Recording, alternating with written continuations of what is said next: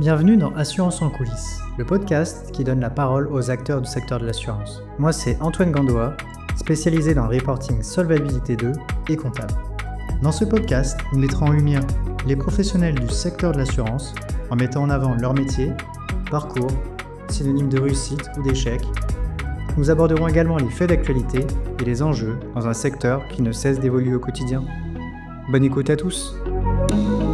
Imagine, tu as économisé toute ta vie 100 000 euros, 200 000 euros, parfois plus, et le jour où tu disparais, cet argent ne va pas du tout à la personne que tu avais en tête. Pas à cause d'un impôt, pas à cause d'un conflit familial, mais à cause d'une simple ligne dans ton contrat, la clause bénéficiaire. Et c'est exactement ce dont on va parler aujourd'hui. Pour le premier épisode de ce nouveau format, une leçon en assurance, on va s'intéresser à un élément souvent négligé, mais absolument déterminant, la clause bénéficiaire en assurance vie. Avant de voir les erreurs ou les pièges, on va repartir à la base. Définition. La clause bénéficiaire, c'est tout simplement la partie du contrat qui désigne qui va recevoir l'argent en cas de décès. Concrètement, c'est elle qui décide où va le capital. Et surtout, point important, elle permet aux souscripteurs d'un contrat d'assurance vie de transmettre les sommes investies sans passer par la succession. Ce mécanisme permet de transmettre un capital rapidement tout en bénéficiant d'un cadre fiscal spécifique applicable en France. Donc oui, on est sur un levier de transmission patrimonial. Maintenant que tu vois à quoi ça sert, on va comprendre pourquoi c'est un outil puissant. Liberté de désignation. Ce qui est puissant avec la clause bénéficiaire, c'est la liberté. Tu peux désigner une personne physique, conjoint, enfant, ami, ou même une personne morale, association ou fondation. Et si tu choisis plusieurs bénéficiaires, tu dois simplement préciser la répartition du capital en pourcentage, 50%, 30% ou même 20%. C'est un outil ultra puissant, mais seulement si tu l'utilises correctement.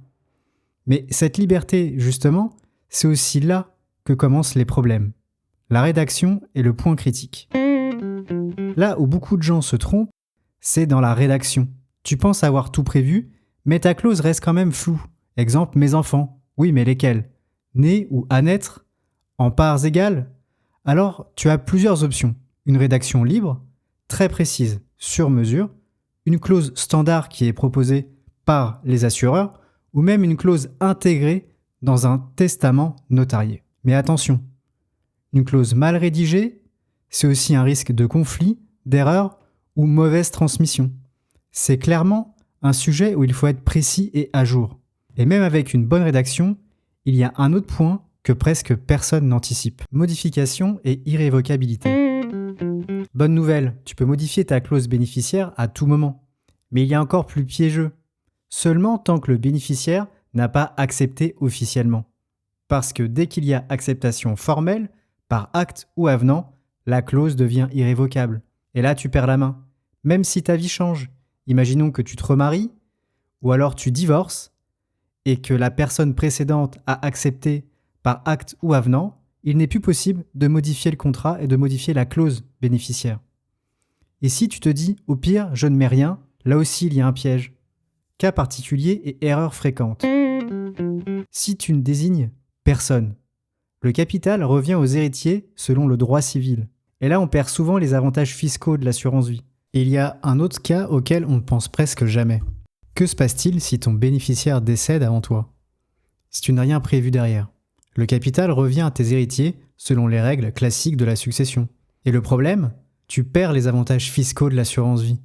Alors conclusion, toujours prévoir un ou plusieurs bénéficiaires de secours. Donc clairement, ne rien prévoir, c'est rarement une bonne idée. Alors, est-ce que tu vois où je veux en venir ?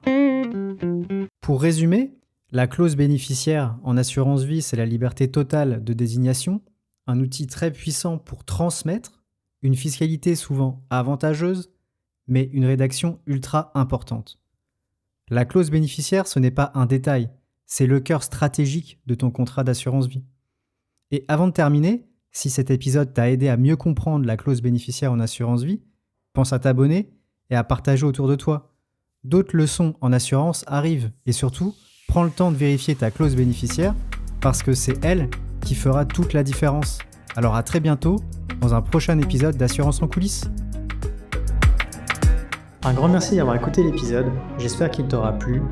Pour me donner de la force, mets 5 étoiles ou un commentaire sur ta plateforme préférée et partage à ton entourage.